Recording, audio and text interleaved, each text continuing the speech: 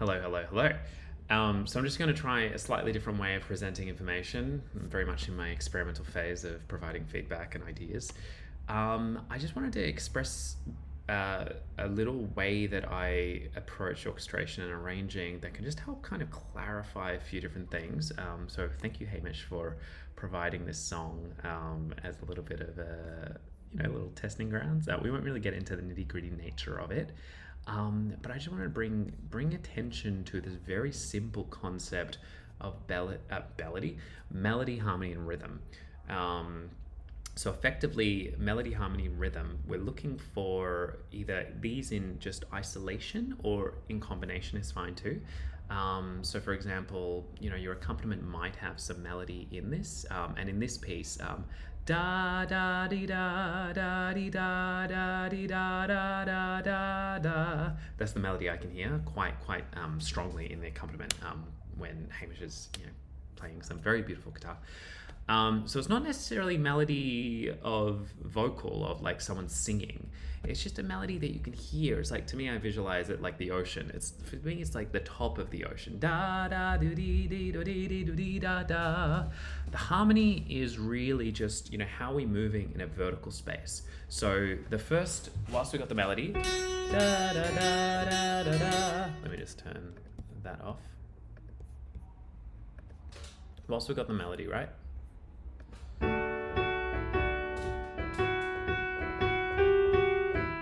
Or something like that. I'm approximating a little bit, but that's going to go 1 2 3 2 2 3 3 2 3 4 2 3 chord change. So that's the harmony. That's actually a harmonic movement that's happening. So that I see as like kind of like the middle of the ocean, if you will. Or you could like apply like a I'm not going to say this right, but like sediment sort of kind of analogy to it. So you're looking for the layers, right? So the melody is kind of at the top. So whilst now I can actually apply the harmony, right? We've got an E minor 11 moving to a C add 9 to this melody, which sounds something like this. Oh no, so I'll simplify. It should just be chord and melody.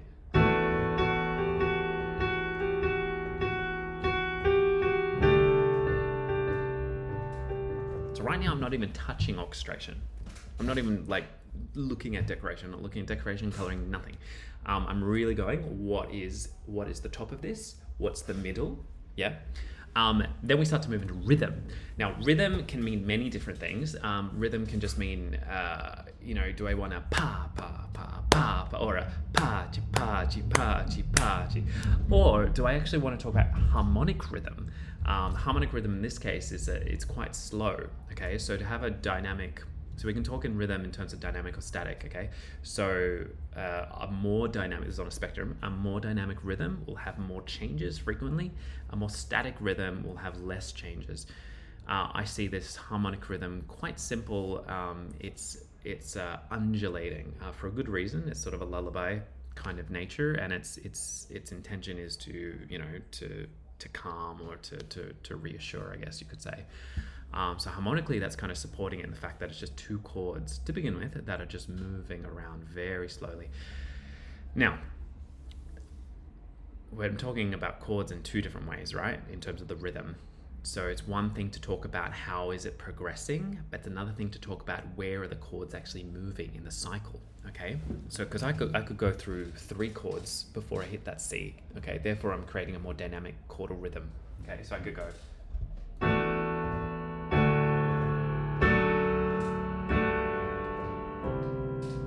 One more. Okay, so that's quite a dynamic chordal rhythm.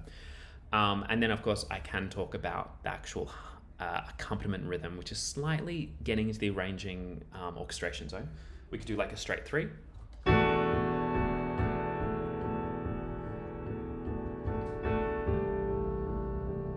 We could do some quavers.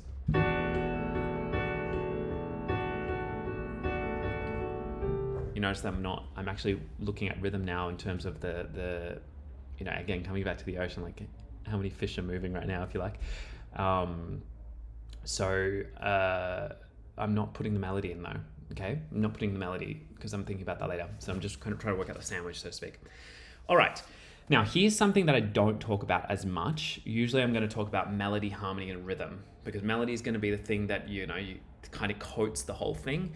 Harmony is going to be how do we move around that thing that's coating everything. Rhythm's going to be at what speed are we moving through that, okay? Not necessarily tempo, but like what changes are we making to further emphasize that melody. Sometimes the melody will disappear, sometimes the harmony will be more prominent, sometimes the rhythm will be more prominent, sometimes they combine together. The thing is with bass movement, it's, we start to look at, we've got some cello coming in, right? We've got these low E's, and then sometimes moving to G's. All of a sudden, once they move to a G, that's the lowest note in the accompaniment. And so the lowest note actually denotes the harmonic integrity, the vertical column of harmonic integrity of the actual whole piece. So whilst I've got an E minor to a C, that's the harmonic content. If I alter that bass note, which is the sand or the ground, you can't get any lower than that. Yeah, we'll just leave it there. So if at the ground is an E, and then you're moving to a G, that is the lowest pitch in the whole piece. That G is going to create the base or the foundation for that chordal structure that's above it.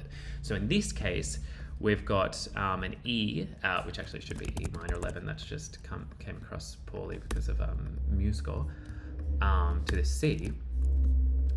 Notice that now that I've got it in a separate stave, I can think about it a little bit more clearly just with slash notation. I'm thinking now about the harmonic movement rather than rhythm and melody all at once. I'm just thinking about harmony. Right now, because the G is the lowest note, technically we're moving to a C over G. Now to get into harmonic language, if you like, a C over G starts to become, a C add 9 over G starts to become a little bit more a semblance of a G sus 4, if you like, okay?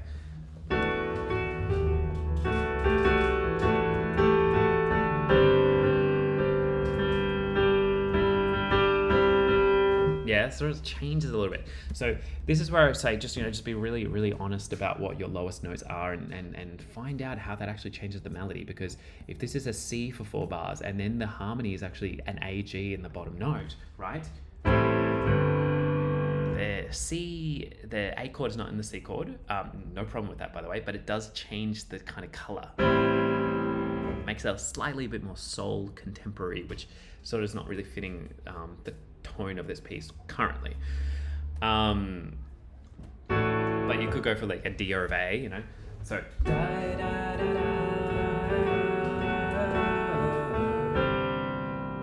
I still feel like, we'll chat about this, Amish, but I feel like the C is meant to be the last note at this point.